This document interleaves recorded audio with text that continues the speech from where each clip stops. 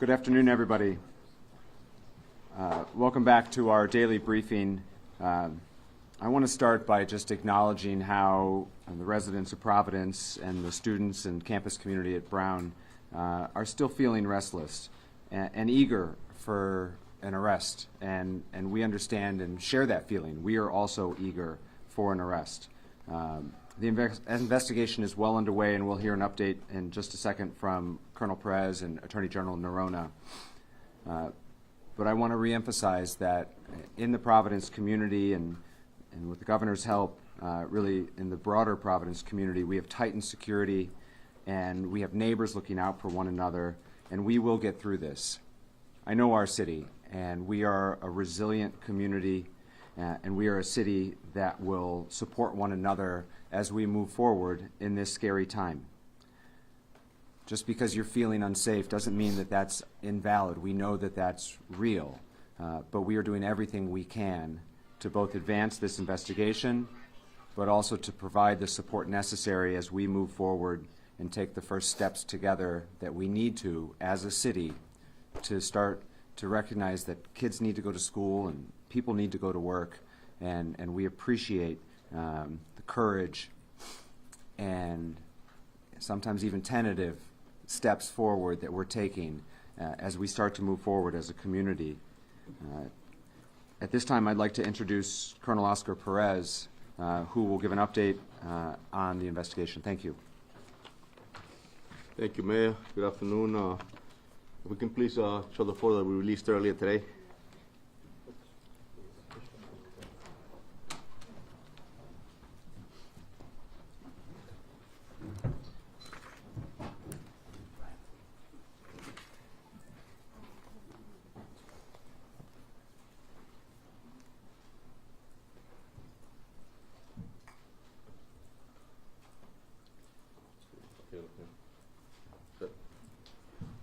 So we have released this enhanced photo earlier today, and I want to be clear that this is a person that we would like to speak with. We truly believe, based on the video footage that we have been watching for a few days, that may have relevant information to the investigation. So we're asking the public that you can help us identify who this individual is, as well as the individual themselves sees their picture, to please contact the police department. As far as one thing that I want to mention, I want to urge you, the public, not to rely on or circulate AI-generated images that are currently being shared on social media, as they're not verified or credible. As well, the updates and information that you're getting will be provided exclusively through this department's official channels. I want to make sure that we make that happen, and please notify the public to make sure that that occurs. I would also like to clarify and show a map. Please, if you can play the map.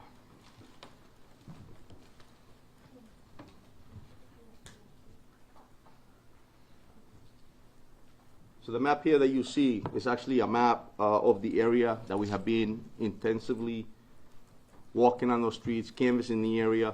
So as you see the blue image, yesterday I mentioned that we need the public's assistance to check their camera assistance or any sort of video that you may have that could be helpful to us, that you, as you're watching it or as you're reviewing it, you feel there may be something that we can use, please notify us. And if you need any help with that, viewing those videos, please also call us. We can come over and help you. The green area, that's color, that's when we have confirmed where the subject was prior to the shooting. The red areas, we have also confirmed that that's the immediate area where he left after the shooting. And so this is the map that actually we have so far. We've walked it all. We're still actively investigating, and we're still actively having agents, Providence police officers, members of the state police. There is about 9 federal agencies that are assisting us with this investigation, adding the state police as well as the Providence police and other municipalities. Again, I would like to reiterate, if you have any tips, please call the 272-3121 or the FBI link at fbi.gov/Brown University shooting. Thank you. Attorney General Peter Noronha for an update. Okay. Thank you, General.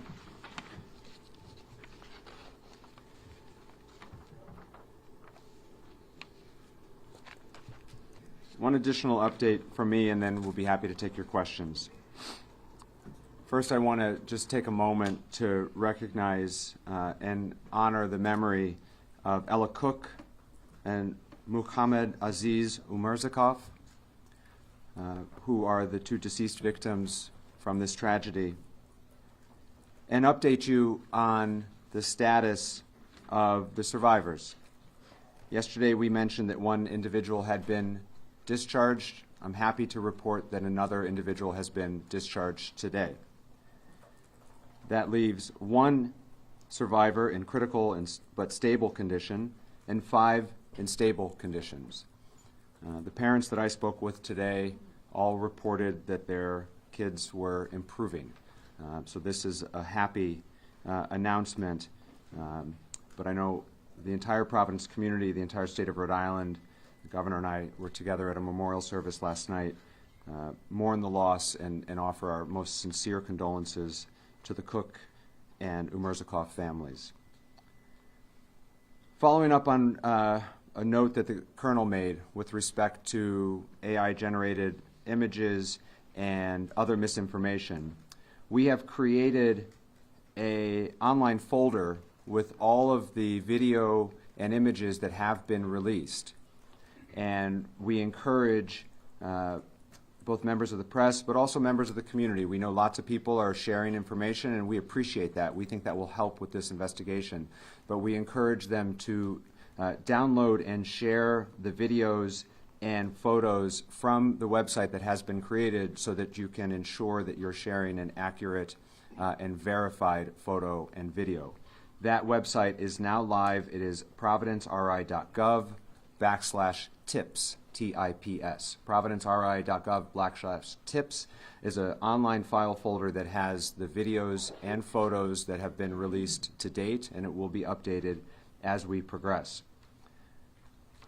There's been lots of conversation up here about the heroic work of the hundreds of law enforcement professionals who remain hard at work 24 hours a day and who are, in fact, making progress. I want to close with one additional thank you tonight. All of those tip line calls are coming into the city's telecommunications department, the same folks who answer the 911 calls, and they too have been working tirelessly, and I want to thank the men and women at dispatch and at telecommunications for their diligence. Everyone in the city of Providence truly has a role to play in this investigation, and we're grateful for their assistance. We'll take your questions. John. Colonel, I have a question for Colonel Burns regarding the map. As he's walking around, I want to establish actually, what's the earliest that this person of interest emerges? I believe you had said Saturday morning at 10:30, but then someone else said maybe a couple days earlier. And I recognize that it fluctuates and this is evolving. But as of right now, what's the earliest that this individual, to your knowledge, shows up on a camera? About 10:30 a.m. on the date of this tragic incident. However, so like anything else, I also mentioned yesterday that they do case the areas. They do a lot of prior checking for their crime, and so we truly believe that it could be that possibly it was there prior as well. And so we want to make sure that we don't miss anything. And so that's why we're asking the public to help us to ensure within that map area that I mentioned with the borders between Wickeden, Brook, all those areas, Gano, that if you have a camera system to reach out to us. I was in along I Street, Gano today. Tremendous number of federal officials literally going door to door. Would you say this? How would you describe? I mean, it just seems that this is probably right now the most massive, intensive manhunt going on in the world. I think I agree with you on that, John, and definitely commend the men and women, obviously, and all our federal partners. It's a lot of work, and it's intense, as you stated. It takes a lot to be able to knock on doors, see videos. There's terabytes of videos that you have to look, and I mentioned it yesterday. We're looking for a moment that takes almost less than a second, and if you miss it, you're missing something that could be critical and important for us to use. And so, yes, it's definitely an intense, and I believe that is probably the most intense investigation going on right now in this nation. Colonel, the second person that you want to talk to, can you drill down at all on any interactions that you believe he may have had with the main person of interest? Do you believe he talked to him? How close was he to him? Any interactions? What can you tell me? So yeah, we have video footage that determines to us and the detectives that can tell that this person was in the vicinity where the subject of interest was that we wanted that we actually have an interest on. Close enough that we feel that we need to speak with them to find out what, because videos don't speak. If you think about it, I wish the video could speak, and then I'll have the answers that we need to, so that we can continue on this investigation. So we're trying to find out exactly what it is, and that's why we need to speak with them. Please. Does this person, this new individual, have anything to do with why the person of interest was seen running in the surveillance footage? Again, I wish the videos could speak. We're trying to get those answers. And have you found any items of interest during your search, specifically clothing? Nothing as we speak, no. Up front here. Who among law enforcement or other first responders was first on the scene that day, and who came next? So Brown University was on scene, and then immediately the Providence Police Department within minutes was there. Back there. Green jacket. Previously, we released a video from 216 on the day of the shooting where we see the person of interest come into contact or near another person. Is that the moment that you think this new person and the person of interest might have come close? That's correct. It's around the area of Benevolent and Cook. So behind the Rhode Island Historical Society, that corner of Georgia? Right near that area, correct. And you had some searches going on in North Attleboro today. Is that connected at all to this case? I can confirm we're all over the place. If a tip comes in and he needs us to go down to Connecticut, we're going down to Connecticut. If a tip comes in and tells us that we got to go to Boston, we're going to Boston. Right there in the middle. The green jacket. Go ahead. Is it possible that the second person could become a person of interest? All we know is that that person was in the vicinity of the subject that we have an interest on, and we want to speak with them. Miss, En go ahead. español, si nos puede contar, Jefe Pérez, esta persona, una persona puede identificar esa interacción, en qué área sucedió y qué pide de la comunidad. Yes, so pretty much the question is just if we can explain in Spanish exactly why we're looking for this individual, or why do we want to speak with them. So, esta persona verdaderamente es alguien que nosotros tenemos un interés de hablar con ellos porque estaba en la área inmediata donde este individuo estaba. Entonces queremos saber más de por qué estaba ahí para explicar la razón y qué interacción hubo. ¿Tienen algún indicativo de que la persona que cometió el tiroteo actuó sola o actuó con alguien más? Eso es lo que estamos investigando. My question is, have you found any DNA evidence from the crime scene or the area that you believe might belong to the shooter? So we have found a lot of evidence that we need to, and we use and utilize them to hopefully guide us in the right direction in order to identify the individual that we're looking for. Any of that been DNA evidence? This actual physical evidence, there's DNA evidence, there's a lot of evidence that we're collecting to ensure that we can find the answer. Pat. A question for Attorney General Noronha. My understanding from your conversations over the last few days is that the Attorney General's office is taking the lead in terms of doing the investigation. My question is, what's the relationship between the Attorney General's office and the Rhode Island State Police? We haven't heard much from over the last few days in terms of who's doing what and what type of time commitment. And I do have a follow-up. Yeah, I wouldn't say that we're leading it. I think that we are working closely with our law enforcement investigators. So you divide, I think you can divide, in a case like this, the people involved into two groups. So there are at least five prosecutors that have been here since Saturday night. I've been here for a fair chunk of it myself, particularly after hours back at the office. But what those prosecutors are doing, Pat, is asking questions, helping to narrow and inform factual inquiries. Certainly when there's a question, all right, do we have enough to get a search warrant for a house or a car or a buccal swab from a person of interest? They're informing that. So in any complex investigation, both federally and stateside, prosecutors are embedded with the investigative team, and we bring our own heads to the investigation because we have been involved in writing search warrant affidavits and arrest warrant affidavits and wiretaps for years. And the Rhode Island State Police, what kind of role have they played in terms of investigating? And I still have a quick Yeah, the Colonel can answer that, but before you do, Colonel, I just want to make sure that I answer it as well. One of the images that I have most keenly in my mind from a couple nights ago is a state police lieutenant or Derek Melfi talking to John Permiano of the Providence Police, talking to Colin Woods of the FBI in identifying a certain piece of video evidence that's important to this investigation.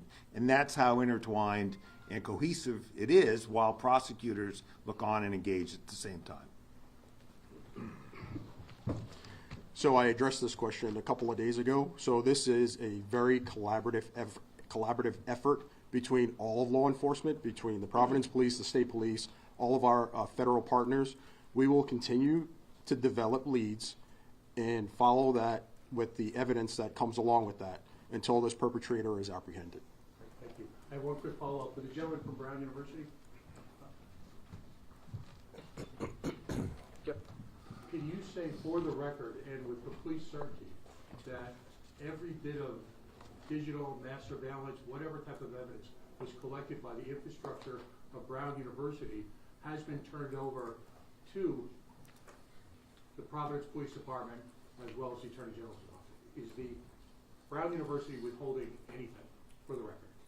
For the record, we are cooperating 100% with law enforcement. We are turning over everything we have to assist in this And investigation. you have a map, and they are fully aware of whatever surveillance is being taken? All materials are being provided to law enforcement. Tom. Thank you very much. Regarding the new person of interest video,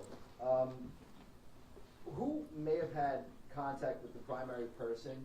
Does law enforcement not have the capability to identify and find someone when you have like full face recognition without exposing them to public scrutiny? That'll follow up. Yeah, definitely. I mean, it's something where you have to investigate. If you don't know who that person is, it's very difficult, and especially if the image is blurred, it's very difficult to identify him. And so if we had that availability to be able to identify him without the assistance of the public, we would. So at this point, we do not, and that's why we're putting it out to the public to assist us in identifying who this person is. And then with this person of interest that you're looking at today, or the subject that you released today, are we sure it's a man? I know it was brought up in the question before, it could be a man, but are we 100% sure it's a man, or could it be a woman as well? It's a person that we would like to at least speak with. But you know, there's no giving a gender at this time? No, there isn't. Colonel, there's a black Patrick. satchel that the main person of interest was carrying. In some images, he is seen with it. Some images, he is seen without Sorry, it. man. Have you recovered that black satchel? Do you know if can you tell us whether he was wearing that strapped over his shoulder? Yes. Was he wearing it before the shooting, after the shooting? He's wearing it at times, definitely on and off, and I think I addressed that yesterday. Obviously, that we see him in the video with it, and then at times we don't see him, just like you stated. So we're assuming that he actually hid it under the coat that he was wearing, but we don't have it, no. Patrick. For Colonel Perez. Yes. The map that you showed, it looks like the perimeter has moved south into the Fox Point area from the immediate places where we've seen video footage.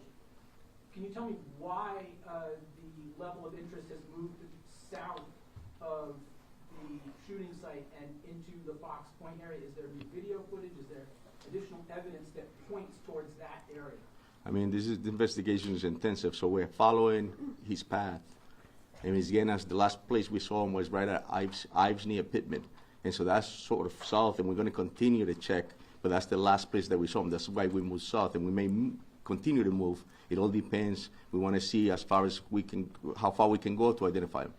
Are there any other sightings or anything else down by, that you've extended all the way to like Wickham, where we don't have any? Correct. We're at Ives and Pittman right now, but potentially could lead us further down to Butler. It could lead us further down south. So we just want to make sure we cover enough. Steve. Colonel, can you now explain to us 5 days later how many students were in that classroom? Sadly, 2 lost their lives, 9 others injured. Encouraged about the update today. But can you now say how many kids were in that classroom, and did the gunman come in from the back so these people never knew it was coming, or did he come in front with full view of everybody? And that's all part of the interviews, and actually we're cooperating with Brown to get the roster. That was a study hall, so we don't have the number. We're still getting information as far as who was there. I know Brown sent out an email to the students to notify us if they were present, and we're still getting that, so I can't give you an exact account now. Okay, and then just to follow up, you did say that you lost sight of the gunman at some specific road Correct. outside of your perimeter. What No, happened? it's within the perimeter, Steve. Yeah. Right, and then what happened with him after that? There's no, you have no video where he could have gone We're still out there as we speak. There's people out there, there's detectives out there, there's task force officers. We're trying to figure out what other locations we can find, but we haven't found anything else. But we're knocking on doors and making sure, and that's why I'm putting out the call to the public to assist us. If you happen to be within that box, that borders exactly where we want you to look, then that's exactly why we're here. Second row here. Yeah. Inside the classroom, you've done your interviews, you continue to do your interviews. The description that eyewitnesses are giving, does it match the primary person of interest? And what can you say more about the weapon? We know that the TA said that he saw a gun that was so big and so long. Is it possible at this point that the gunman had multiple weapons? Can you square that for us? Yeah, there's definitely, the interviews are definitely telling us that that's the description that we have. And yes, they're describing the weapon. Some people, obviously, you can think it was chaos. And so, well, we're definitely getting some info as far as what the weapon looked like and exactly what was going on in that room. So You don't think there's multiple weapons? no, just that individual. I just want to jump in here too, because you mentioned a long gun. We are not in a position to say, unless the chief, you want to square it, whether this was a long gun or not. I think that there's been an account from the TA. There are multiple accounts about multiple things, including how this gunman approached the victims. Those are not details that advance the investigation. Why not? They don't advance the investigation because as we interview witnesses, we don't want them to learn facts from these press conferences. We want them to relay the facts that they have in their heads, including a person of interest. So we don't want a person of interest to shape what they're telling us based on what we know as expressed to you about those kinds of details, sir, that you asked. So we're being careful about the facts that we're sharing for that reason, so that when we talk to witnesses, what we're getting is their factual recitation. And as you might imagine, in a situation where there is chaos, and look, people are ducking for cover as well they should have, you are going to get different accounts, and part of what's going on now is reconciling those accounts. And I don't know, Chief, if you want to weigh in more about the weapon, but I don't want anyone to leave this room thinking that this weapon was a long gun, because that would be a misperception from what I know. Alex. In the video released yesterday, it appears that the person of interest is going by a police cruiser that has its lights on. Does that mean that the dash cam in that cruiser was on and activated, and have police been able to recover anything useful from that video? So that was a brown police cruiser, and I'm not sure if they have body cameras in their cruisers. I don't think they do. Dash cam, no. That's no. Okay. I don't want to answer and for then the my chief. next follow-up question would be, are you working with flock camera experts to try and recover anything from those cameras? So as you know, we work with Flock, we have LPRs in the city, and we're utilizing every resource we can. Yes, Alex. Yeah. Brian. Colonel, you mentioned there is other evidence, but at this point, how much of this investigation turns on the public identifying who's in those images? And are you discouraged or surprised that after a couple days of it being out there, you haven't gotten anything more concrete? No, I think this is, like I said earlier, it's a very intense investigation, and I think it's going to take public assistance. It's actually going to take, obviously, 21st century policing involving technology, but it's also going to take good old-fashioned police work, which is knocking on doors, retrieving evidence, going through yards, talking to witnesses. It's going to take all that and more, Brian. And no one's discouraged. I mean, I've been in that command post. No one's discouraged. I mean, leads are coming in, they're being run to ground, and no one's discoured. Oh, sure, yeah. Yeah, I mean, I've been in the command post, as the colonel has, and no one's discouraged. I mean, I get when I'm not there, I get hourly reports from my own team, and there's an enormous amount of energy for people who have been working as hard as they have been. I'm really quite impressed by that, frankly, and there's no discouragement among people who understand that not every case is a case that can be solved quickly. In my view, they get solved. It's just a matter of time. In this case, will get solved too. Would you have a message or an appeal to the shooter or anybody who may think they know who they are, who may be on the fence? Well, look, certainly it would behoove everyone, including the shooter, to provide information to law enforcement and to the shooter to turn himself in. He will be caught, and it's just a matter of time before we catch him. And I believe that based on my experience, but also from watching the people in that command post and getting reports from where they're coming back out in the field, they know what they're doing, they're experienced, they're working hard. There's no lack of resources. Everyone's working really well together. And we're going to crack this case. And when we crack it, it's going to come open really quickly. Straight back from the best. Thank you. For you, Mayor, have you spoken with local business owners about how much this is impacting their bottom line, especially during the holiday season, and any concerns that they might have about the situation? Yeah, I have. It's hard work being a small business owner, and this time of year is critical to them. There's a commercial district just off campus called Thayer Street. Those businesses are particularly struggling as both students went home early and some people are avoiding the area. Similarly, there's a couple other commercial districts nearby the area, which is Wickenden Street, as has been discussed here tonight, and Wayland Square. The city's Department of Economic Development, in partnership with the Greater Providence Chamber of Commerce, is reaching out to those business owners to look at assistance programs or otherwise try to support them to ensure that their businesses can stay healthy and vibrant through this. Do you know when those might take effect? Those conversations started yesterday, and so we're working with the various merchants associations to try to determine what sort of assistance might be most helpful, and when it's ready to announce, we will. Thanks. Please. My question's for the Colonel. So looking at this new map, there's more video so far of him before than there is after the shooting. Do you think that the person of interest got to the vehicle somewhere within this area, and are you going to go through license plate readers? Absolutely, yeah. We're looking for that evidence, if there was any vehicles involved. And yes, you're right, he was there earlier, and so that's why we're looking at that as well. And definitely we're using, I mentioned that earlier, the LPRs, the flock, any cameras. That's why we're making a call out to the public to assist us with that. And so part of those resources that we're going to need, as the general stated, to make that apprehension. Dan. I have a question and a follow-up. First for the Attorney General. Attorney General Dan Janik, NBC 10. Hi, Dan. You had said the other day that you released the person of interest because the DNA didn't match, which would assume that there was DNA of the person of interest in that room. Can you tell us what it was, and if he hasn't committed a crime before, how it makes it a little bit more difficult to know? Yeah, so DNA, when it's entered into a nationwide system, can confirm the identity of a suspect or subject. And certainly the advantage here is that when we find a person of interest, and we can get a search warrant for what we call a buccal swab, we can compare that to a known quantum of evidence. That can rule people in and obviously can rule people out. That's a powerful piece of evidence, but it's not the only evidence. And relatedly to the question about, do we need only the public? The public is going to really help us here by identifying this person, but at the same time, there are other leads coming in through other forms of electronic and other evidence that are taking multiple teams out in different directions.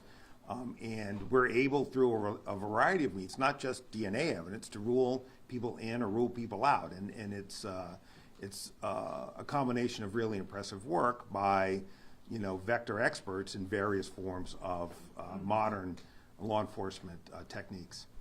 Okay, I have a second question for Brown. So I asked this question out of deep respect, but I asked it for a lot of parents who are frustrated who've reached out to me, so please keep that in mind. And they want to know how a school with a $9 billion endowment does not have cameras on one of the older buildings at the edge of the campus where this happened, not even in the front door, who's coming and going. Now they asked this question knowing that the shooter may have done whatever he wanted, but the cameras A would have deterred, or B, captured a better look at him, and we wouldn't be here today 5 days out. I want you to explain that, because there's a lot of parents who are wondering, where are you investing your money? Yeah, I appreciate that question, and I want to reiterate, as our president did, that supporting our students and communicating to the parents, to our community about our support is of utmost importance. We have 1,200 cameras located throughout the campus. We don't publish the locations of the cameras. That would give a map to somebody to evade detection on the cameras. So that would be counterproductive to do that. There are cameras in this building, and as I answered the previous question, we have turned over all evidence that we are holding at Brown to law enforcement and are cooperating fully with them. So you're saying that there's a camera, you're saying there's cameras in the building. I was told yesterday there wasn't cameras in the building. The Attorney General said, old building, no cameras, attached to a new building with cameras. I believe he said that there were two different phases of the building that might have two different levels of technology. Again, all video imagery has been turned over to law enforcement. Okay, that doesn't make sense to a lot of Amanda. people. Just want to say that. Okay, I have a question for the chief and a question for the FBI. Chief. How you doing, Amanda? So, looking at this person of interest, and from the witness descriptions, it appears that this person had a genuine familiarity with Brown, possibly with that building as well. Have you, in questioning people, have you questioned and eliminated any Brown employees, current, former, disgruntled, facing discipline, any type of complaints? Yeah, at this point, it's unknown to us. I think that the investigation is on, but it's unknown to us where this person works. It's unknown to us if he was an affiliate of Brown. That's all unknown to us. All we have is the image that we've been releasing and informed you all about it. And so we're hoping to get those answers eventually, who that person is or what their background is. Okay, and a question, follow-up for the FBI, please. Oh, sorry. Yes. I understand that the FBI has doing tower dumps of cell phone data, and I'm not sure if this is also happening, but if you're also checking the MAC addresses of any phones related to any of the Wi-Fi at residences or at Brown University as well. If so, how long does it take to get that information? Have you really even received any preliminary information that is helping you narrow down any potential persons of interest? I will say that I don't want to get into the specifics of the techniques that we use investigatively, but I will say that we are using every resource that we have to find this subject and bring him to justice. But when it comes to cell phone data, how long does it take to get that information? Would you be getting weeks, months? I will say that it varies as it relates to getting that type of data. I will say that everything that we're doing is getting expedited based on the gravity of what has happened here at Brown University. Right next to you. Have you recovered any physical evidence during these recent searches, and possibly including a gun magazine? So we have done extensive searches both inside the location as well as outside. Yes, we have seized and found physical evidence. And does that include a gun magazine? We have found physical evidence. Can you say where? I'm not going to confirm. I'm sorry? Yeah. Please. Colonel, for the past couple of days, we have zeroed in on this particular person of interest. Can you kind of help remind us about why you believe this is someone who possibly could be either the shooter or a suspect? You've been very careful not to say a suspect. You've said a person of interest, but this is the only video. Can you help remind us about why you believe this is the person, not looking for others? We have enough evidence, I think, that's taken us to that level to identify this individual as someone who was there immediately after, before, case in the area. There's enough for us to believe that's definitely a subject of interest based on descriptions, based on statements, and so that's the reason we're calling him a subject of interest, just to ensure that we have enough, and once we identify him, to be able to take the next step. A quick follow-up. You were very clear not to use gender with the person in proximity to the person of interest, but you have been using male pronouns describing this person as a man. For this particular person of interest, we can say for sure you believe that we are looking for a man for the person of interest? Correct. In the back there. At this point, and this is for the FBI, at this point, this person could be anywhere, right? I-95 runs right through the state. So how are you coordinating with other states to determine whether this person of interest could be elsewhere? No, that's a great question. Through all of our field offices, we have 56 field offices throughout the United States as well as legats abroad. And so the information that we have, once it goes into our data systems, we are sharing that information real time with all of our FBI field offices and the partners as well.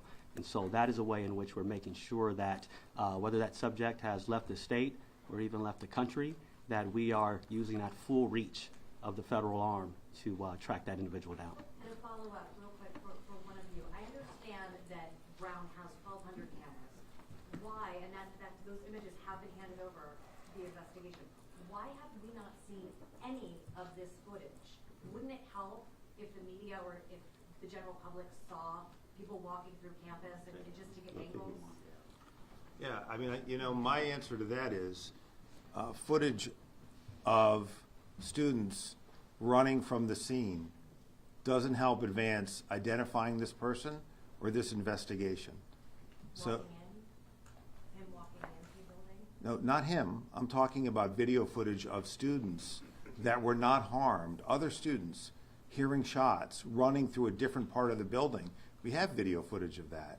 That doesn't help us identify this individual. With respect, Attorney General, I think we could all agree that maybe, within the 24 hours ahead of that time, there is a lot of footage that could be gone through or those 1,200 cameras that you say there are in the school. Why hasn't that just been released to the public? Well, let me play devil's advocate. Would you like all of it?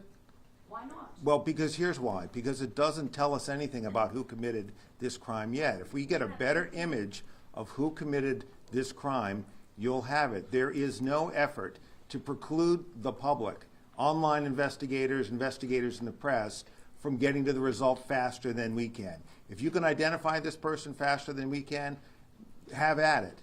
But we are giving you the best evidence we can to identify this person. The FBI, with respect, cannot find a person we have not identified yet. The way we identify him is to focus on this person, exhaust our investigative resources to pull videotape so that we can get an image out there that the public may be able to identify.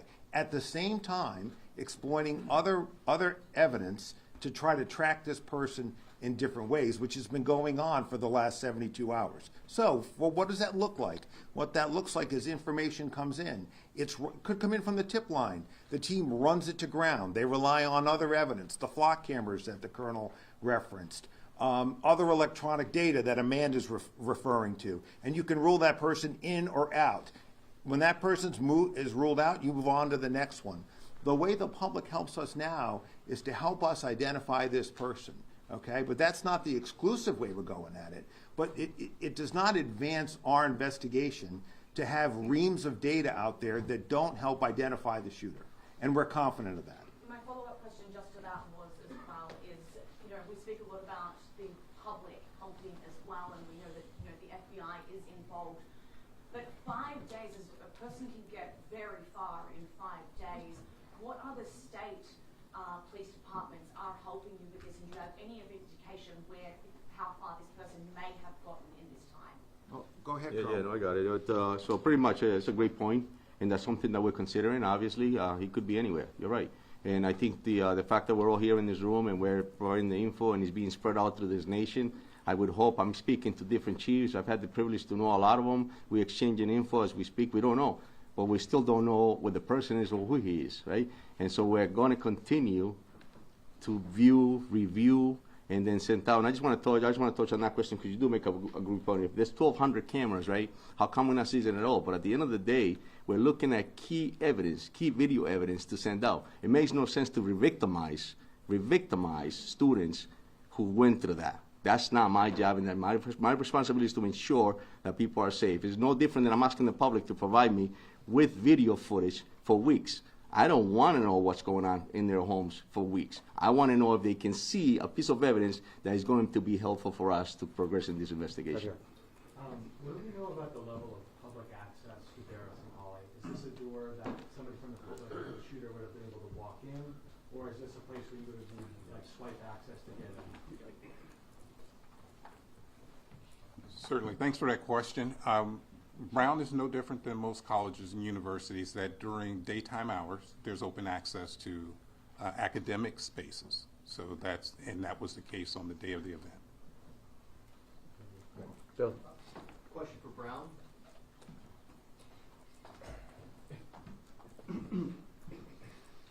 There are some buildings on campus that have what may be private or non-police security guards posted at the front entrance. Was there a security guard ever posted at the engineering building entrance? If so, were they there that day, and what did they do? And if not, why not? So maybe I'll ask our chief of police to speak to that. On that day, we did not have and do not have a security asset posted inside the building. Is that atypical of a Saturday or in that particular building? How do you determine where security is posted, and is that under the purview of Brown Police? That is, and that is typical for that academic space. That there would not be a security personnel? Correct. Brian, there you go. One for the Colonel, one for you, Mr. Mayor. Yeah. As far as the investigation investigation goes, any updates on a possible motive here? And for the mayor, while I have you, we're getting towards Christmas time. Obviously, this suspect can get lots of different places, not just on campus there. What is your message to people coming into this area, seeing family who are concerned that this guy's still out there? Yeah, so the motive is unknown at this time.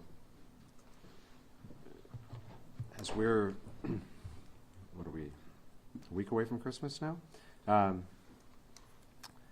This only emphasizes the question that I think everyone's been asking, which is, are we safe in Providence right now? Which honestly is the hardest question that I keep getting asked. And whether it's the holidays or not, but with the holidays, we expect even more people to want to come home and celebrate with family and share the traditions that, you know, are seared in all of our brains of holidays with our parents and loved ones. We can't lock down the city indefinitely. We can't. And I know this city. I know that they are tough. I know that they are resilient. I know that they have faced scary times before. And so we are doing everything possible to provide extra law enforcement, extra visibility, things to reassure confidence at a scary time. And it is a scary time here in the city. That's true at Christmas time. That was true when this started on Sunday morning, the first morning after. And so we are doing everything possible, but obviously families are going to have a conversation about what's right and what's best. But they should know that their city government is doing everything they know how. And thanks to the help of our friends, the governor and the Rhode Island State Police, our neighboring communities here in Rhode Island. For those of you who aren't from Rhode Island, this is a tight-knit place. And we have police officers from every corner of Rhode Island helping out in Providence right now. And so we are doing everything we can to reassure folks, to provide comfort, particularly as we expect will be even busier